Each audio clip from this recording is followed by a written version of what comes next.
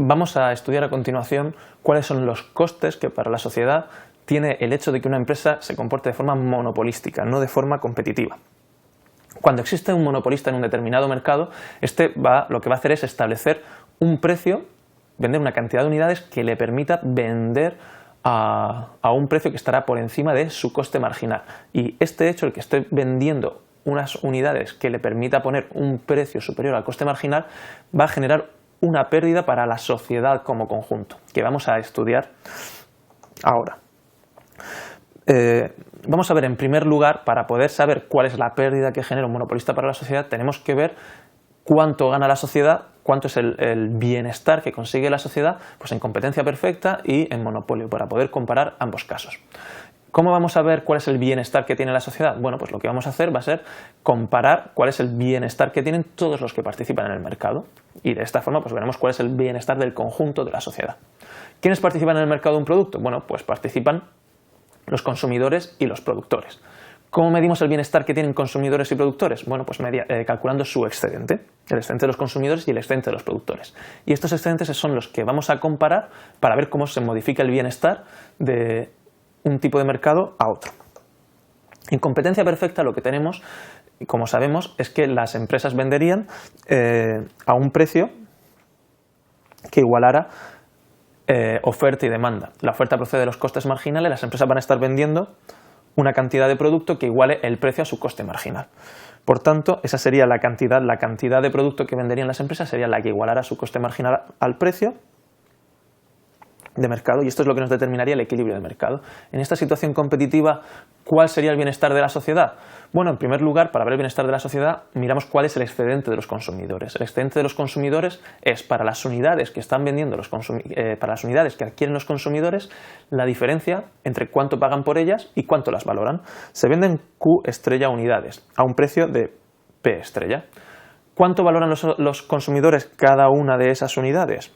Bueno, pues las valoran en lo que nos indica la función inversa de demanda, que nos dice cuánto estarían dispuestos a pagar los consumidores por esas unidades.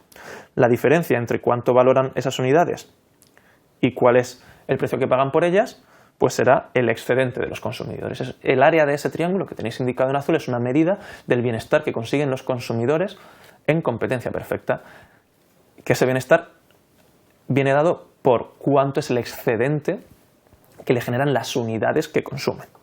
Para los productores el excedente viene dado por el precio al que están dispuestos a vender cada una de las unidades, que es su coste marginal, la diferencia entre ese precio, entre ese coste marginal de las unidades y el precio al que las venden, que es el precio de mercado.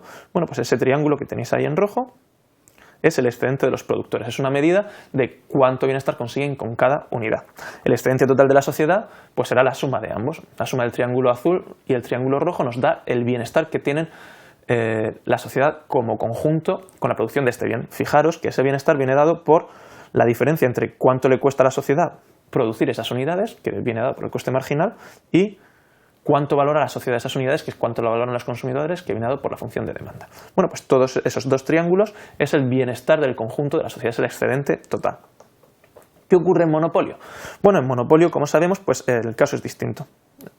Esa sería la cantidad, está un poco desplazada hacia la derecha, pero bueno, esta es la cantidad que iguala coste marginal, que iguala el coste marginal al ingreso marginal, sería la cantidad que produciría el monopolista, que difiere de la cantidad del equilibrio que habría en competencia perfecta. La cantidad que produce el monopolista es esta Q estrella, que se vende a un precio de P estrella.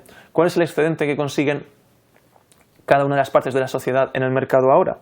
Bueno, lo primero que vamos a ver es el excedente de los consumidores. Se consumen tan solo Q estrella unidades, que las valoran en la función de demanda, al precio P estrella. Pues la diferencia entre la función inversa de demanda y el precio será el excedente que consiguen los consumidores. Los productores, pues esas unidades que se producen están dispuestas a venderlas por su coste marginal y reciben el precio. Pues la diferencia entre esas dos funciones, entre esos dos límites, nos marca el excedente de los productores. La satisfacción que tienen los productores con el mercado. El monopolista está vendiendo menos a un precio más alto. El monopolista genera una pérdida para el conjunto de la sociedad. ¿Por qué? Si os fijáis, hay un área, que es este área de aquí, que anteriormente, en competencia perfecta, la conseguía la sociedad. Eran esas unidades, la diferencia entre las unidades del monopolista y las unidades de competencia perfecta eran unidades valiosas para la sociedad que se producen en competencia perfecta y que cuando está el monopolista dejan de producirse. Esas unidades, el valor que la sociedad, que le generaron a la sociedad esas unidades, se ha perdido. A esa pérdida la conocemos como pérdida irrecuperable de eficiencia. Y lo que nos indica es precisamente cuánto valoraba la sociedad esas unidades que han dejado de producirse al introducirse el monopolio respecto a lo que ocurría en competencia perfecta. En las unidades que se siguen produciendo, como habéis visto ahí, pues ha habido un cambio. Este triángulo de aquí, este rectángulo de aquí, el que tiene de base las unidades producidas y de altura, la diferencia entre el precio del monopolista y el precio de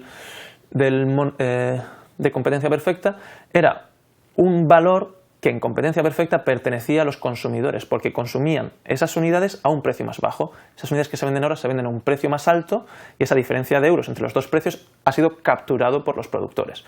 Los monopolistas cogen esos euros que pertenecían a los consumidores y pasan a los productores. Por tanto, el monopolio, aparte de hacer perder una serie de euros a la sociedad, también produce una reasignación de bienestar en la sociedad, transfiriendo rentas de los consumidores a los productores. El hecho de que los monopolios generen pérdidas para el conjunto de la sociedad, pues ha hecho que se desarrollen una serie de legislaciones por todo el mundo que intentan prevenir que ocurran monopolios por causas pues, no convenientes, por causas injustas. ¿Por qué? Bueno, tenemos que tener en cuenta que las empresas consiguen mayores beneficios si actúan de forma monopolística que si actúan de forma si compiten entre ellas. Por tanto, las empresas tienen unos importantes incentivos a comportarse de forma monopolística. Sin embargo, para la sociedad en su conjunto, aunque las empresas consigan más beneficios, la sociedad sale perjudicada. Como hemos visto, se transfiere renta de los consumidores a los productores, que eso para el conjunto de la sociedad no afecta, ¿no? Podemos estar de acuerdo en que puede estar bien o puede estar mal, pero no afecta al conjunto de la sociedad. Sin embargo, sí que tenemos unas rentas que se destruyen al establecerse el monopolio, que ahora es la pérdida irrecuperable de eficiencia que veíais antes en color verde. Por tanto, el conjunto de la sociedad sale perjudicada. Esto genera, puesto que las empresas consiguen atrapar esos excedentes de los consumidores, tienen enormes incentivos a reducir la competencia.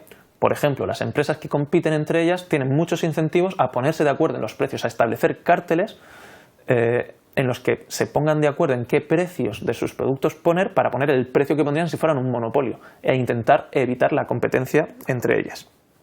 Otra estrategia que puede seguir una empresa es comprar al resto de sus competidores.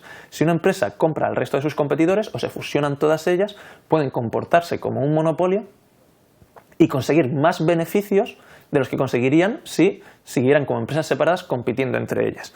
Por tanto, hay incentivos muy poderosos a que esto ocurra, a que haya cárteles o que unas empresas adquieran a otras para aumentar su poder de monopolio y aumentar sus beneficios.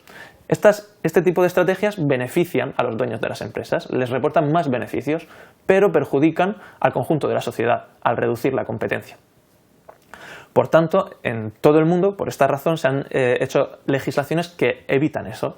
Se han hecho legislaciones que prohíben, por ejemplo, pactar precios, se prohíben que haya cárteles industriales que pactan precios, o cuando una empresa tiene un tamaño muy grande, tiene una cuota de mercado muy elevada, se le impide que adquiera nuevas empresas para seguir aumentando su cuota de mercado. Hay legislaciones en todo el mundo enfocadas a prevenir este tipo de comportamientos. En España, por ejemplo, tenemos un órgano que es la Comisión Nacional de la Competencia que se dedica a vigilar que las empresas no tengan este tipo de comportamientos para los cuales tienen grandes incentivos, ya que les benefician a ellos, pero que son perjudiciales para el conjunto de la sociedad.